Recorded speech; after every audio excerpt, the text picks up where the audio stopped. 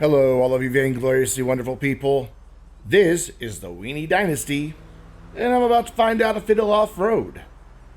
You can vote for the vehicles that you want to see featured in upcoming Will It Off-Road videos by clicking in the link in the description down below. And as we start off, we have comments about the Weeny Dynasty. Growling Jaguar bought for and doesn't regret it at all, because it looks cute next to the back below it, and I have to agree. It is a cute car. I like the Dynasty. As you're going to see, it's great at taking out hikers, but maybe not the best choice for off-roading. No spoilers, but you'll see. Be sure you get out your Will It Off-Road bingo cards, by the way. The link is also in the description down below. Click Generate Card, and then you can play along with Will It Off-Road bingo. And if you manage to score bingo, be sure to leave it in the comments. Because, you know, we've only had 2 people win at bingo so far. We'd like to get some more. So you can do that through the comments down below. And, of course, voting will return next week. This week, we are just doing a couple cars that are a little timely. Still alternating back and forth between cars that are part of the casino DLC versus cars that were voted for. I mean, let's be honest, go back and look at the views on my most recent videos. Yeah, the cars that got a ton of votes were voted for by the community, but they tended to be voted for by like 1 or 2 people that just wanted to spam the votes. And didn't get a whole lot of views, but then go back and look at the ones from the DLC, newer cars, things that people are searching YouTube for, and those get like 4 to 5 times the views at least. So I do have a YouTube channel to run that I want people to, you know, watch, because otherwise uploading videos to YouTube's kind of pointless if nobody watches. So, not that the 40 of you that watched last week's Will It Off-Road are nobodies. I'm not saying that, but 40 views doesn't pay the bills. So anyway, we're 2 minutes and we're not even halfway up the mountain here. The Weenie definitely struggles. The good thing about it, though, as you can see in several places, while it's slow and while it does tend to want to spin its wheels in first gear and cause issues with it wanting to spin around because of that, once you get out of first gear, it tends to do all right. It seems to find the ability to just keep moving forward, no matter how slowly, but at least it looks really good. And on the mountain are actually 3 dynasties. Directly behind me is the Weeny Dynasty Sport, but then the 2 dots further back are Commander Hobo and Sven in their dynasties, and they're making it up the mountain as well. You know, they get there. They definitely do get there, just not any time soon. It was a lot of fun, though. We had a blast recording this. This actually was just recorded yesterday. And then the other car you're going to see was recorded a couple months ago as one of the unreleased vehicles. And I'm pretty sure it's going to be the next car that came out. I don't even know why I tried to make that climb. I think Sven managed to stick it in his and get it to go up. But I couldn't, and I don't know why I bothered. Yeah, it looks like Sven was successful, but Commander, I don't think he even bothered. However, with a little bit of speed, a very little bit of speed, clawing its way up and over the big rocks, and we are up 3 minutes, 57 seconds. So will the Dynasty off-road as Commander kills a hiker? Yeah, but choose something else in Sports Classics, because out of 19 Sports Classics that I have driven up and back down Mount Chiliad, the Dynasty, or for those of you across the pond, the Dynasty, comes in 17th out of those 19. It's a second slower than the Manana. Yeah. So I got into a bit of trouble. I was hoping to get some speed, but instead the back wheels let go and I spun around. And now I'm in a bit of a predicament here because I can't get back up where I've slid down. There's no way. This car doesn't have the power, nor does it have the low-end grip. This car always overpowers the grip that the tires can get when you first start off, even on pavement if you just, you know, are going. So I'm trying to back up and go here at an angle to get back up on the trail and then go around. The back end just really struggling to find grip. And then it kind of upshifted at the wrong time. Lost all power there. So I'm going to back up, try to get a little more speed, and try it again. Because, well, I mean, it's a controlled descent. Got to get to the bottom of the mountain, hopefully safely, and just barely made it to the trail. Giving it everything she has, but there we go. This is not a car that you can just be gentle on the throttle because then you won't have enough power. You kind of have to spin the wheels. There's Finn patiently waiting. I don't know what Rocket's doing over on the other side. I think he was making like his initial damage descent early. I don't know. Not really sure what's up with that.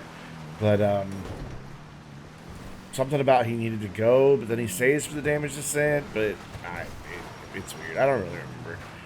But you can hear the whole conversation and be filled in on it if you are a channel supporter. The behind-the-scenes version of this video goes up usually a day early on Sundays. Sometimes, like with this video, where we actually record one of the cars on the day it should go live. For supporters, it goes live late that night instead of early in the day. But it gets you the results a day early. And it also gives you access to what I think is the better version of Will It Off-Road, which has all of our interaction in Discord, instead of just listening to me blab about the car. Plus, you get to see a lot of fails and outtakes that get edited out because they're just not part of the official run. Because I don't know if you've noticed over the past 100 and some odd Will It Off-Road videos that I have a very specific editing style for these. And I very rarely deviate from it, so just because that way, you know, they're all consistent and have the same results and all that good stuff. But anyway, if you're a channel supporter by being a YouTube member, a Patreon patron, it's always hard to say, or if you're a Twitch subscriber, all three of those will give you access to the Vainglorious Supporters channel on our Discord server. Of course, you have to have your Discord linked to either of those services through Discord itself in order to get that access. But once you do, you get access to that supporters channel, which is where I put the link to the behind-the-scenes video every week. So you can definitely check that out, and I would greatly appreciate it. I don't ever expect anybody to support the channel, but I always appreciate it when people do. Especially right now, because I am employment challenged at the moment, and can use all the help I can get, especially since I'm trying to afford Red Dead Redemption 2 on PC. But anyway, so the Dynasty has had its share of trials and tribulations coming back down the mountain. Fell off the path twice. Once at the very beginning, and then again as we were coming down, it just rolled, because it does have a lot of body roll, not the best suspension here. But as I come up to the finish line, nearly hit Rocket, so I slowed down. Thought I was going a little faster and actually stopped a little bit before the finish line, so I had to kind of push it back up and get honked at. 4 minutes, 15 seconds, but we're going to wait here a minute and watch Sven and Commander come in from the left side of the screen. Because Sven mostly managed it to land it, but Commander, not so much. Anyway, back to the top of Mount Chiliad, where we're going to fling the slightly damaged Dynasty off at just past sunset and see what's what. Sorry for the darker video. At least there is still some sun here. We got a little bit of a late start, and so yeah, it was nighttime by the time we got back to the top of the mountain, because, you know, it takes, as we saw earlier, 4 minutes to get to the top. And 4 minutes is a long time in GTA Online. So it's like half an afternoon gone. So, and I don't think we started recording until like right around noon time in game. So, you know, it is what it is. The next car, though, will be completely locked to noon. Man, look at this. There's just like a salvage yard falling down the mountain right now. There's just body parts everywhere. I managed to go up and over Rocket and Schwinn somehow. I don't even know how that happened. But that means I get assaulted by all those various body parts that are flying down. I also can't seem to get off this boulder. No matter what I do. There we go. So there's Rocket and Schwinn again. Managed to give them a little nudge to help them on down the mountain. Getting hit by somebody's door. I'm assuming Commander's since it's red. Looks like Rocket lost his trunk there. But, oh, there's Schwinn in the way. Punt him just a little bit. Something fell off his car when I did it. And then he returns the favor and spins me out so that I hit the tree. And then another tree. And then another tree. Right here. And Rocket left because his controller died because he forgot to charge it. Almost managed to get too wide through the tunnel. That would have been really cool if we could have gone through there too wide. But look at this thing just slide all around. Oof. In the bumpy, muddy bits. It definitely has what we call issues here in the old industry. Land on my side there a little bit, kind of do a little bit of a kick flip, but then here comes the really cool one. Roll on a rock, and then Finn just hits me like a football. I just go flying, or soccer ball for you Americans. And because of this car's interesting way of trying to put down power, I'm stuck. Got legitimately stuck in the mud for a minute. Doesn't happen very often. Do not have the speed or the grip to get up there, so I'm going to have to back up to climb out of this ditch. I love the Dynasty, but come on. There we go. A little bit of hop up and over, and we are down 2 minutes, 37 seconds. Let's take a look at the damage on the Dynasty. And it's most of the lights, all the windows, the hood, and 3 doors gone. The trunk and the remaining door won't close. There's slightly bent wheels and some very minor body damage. But speaking of body damage, when we get to the rear shot of Commander's car, look at the left fender. Left rear fender. Yeah, kind of smushed in there. Interesting. But that is going to bring us to our next vehicle, the Pegassi Zorrusso. This car actually does have a vote. Somebody's voted for it, because since I knew I was going to buy it once it came out, I went ahead and put it on the voting list. But it'll now come off that voting list because here we go, we're testing it. Supercar that kind of overpowered its handbrake. And there, once again, more comments about the Dynasty. And I agree with Donkey. It may be slow, but with a race everybody driving it in, that would be a lot of fun. So the Zorrusso is kind of an average supercar. Honestly, it's just being sports, I think, but everything Pegassi seems to have to go into supers, so whatever. Turbo drive, unlike a lot of the Pegassis, so it does suffer from a little bit of oversteer, as the back end will spin its wheels as I'm turning, and cause the back end to kind of wiggle all about. It's not the quickest supercar in terms of like just off the line acceleration. And it's not the fastest supercar in terms of top speed. And yes, there is a difference between quick and fast. Somebody was trying to tell me the other day that those are the same thing. If a car is quick, it is also fast. If a car is fast, it is also quick. And that is not true. Quick refers to how quickly it can get up to a certain speed. You know, whatever arbitrary number you want to pick. How quickly does it do that? How, you know, it's about acceleration. Fast is how fast can it go outright, flat out, given a long enough stretch of road, what's its top speed? That is fast. Quick is acceleration, fast is top speed. Sadly, this Zorrusso, not the quickest or the fastest. So it's not going to get the best time, but I like this car a lot. I like the looks of it. I like having another roadster style option in supers, because the only other one that I can remember, at least, that we have in supers is the Coil Voltic, and I don't like that car. So I'm kind of happy to have a roadster style car. I don't remember if you could put a roof on this, but I think you can. It may even come with the roof. I'm not sure, but why would you put the roof on it? Get it without it.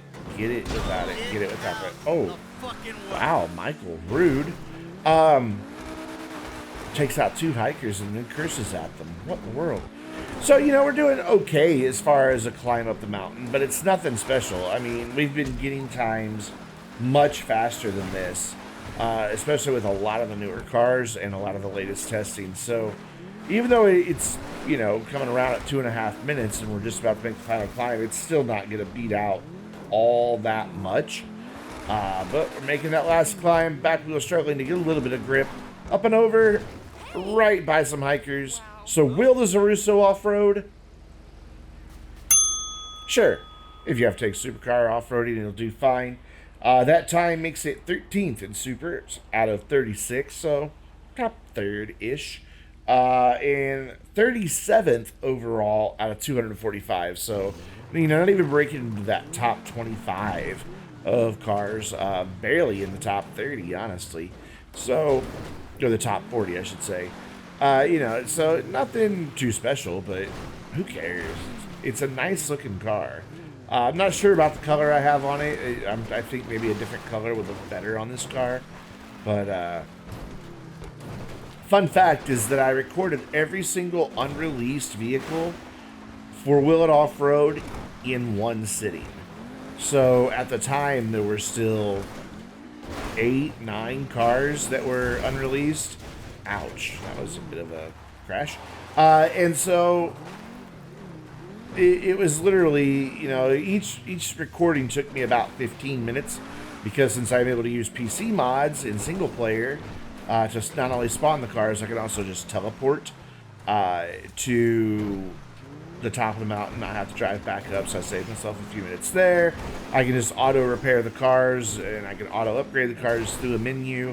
Don't have to bother going to LSC, anything like that.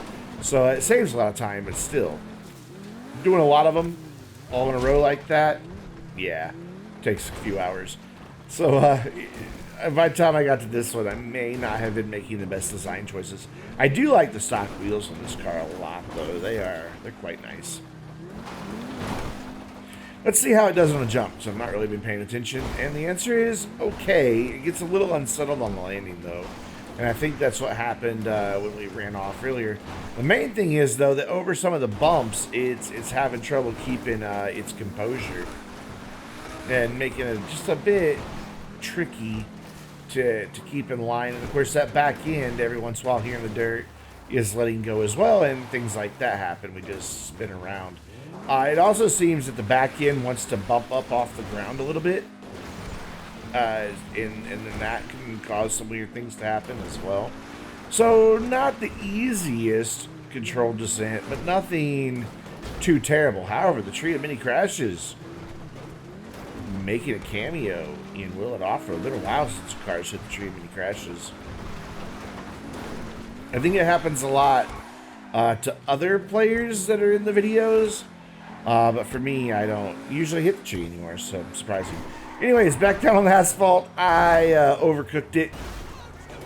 Really just overestimated what the car was capable of in terms of grip and turning in, and just overcooked it. But hey, we're finally down as a hateful tiny car goes by. 2 minutes 45 seconds. Yeah, honk at you too. There you go. So we're back at the top of Mount Chiliad to fling this one off the side, see how she does.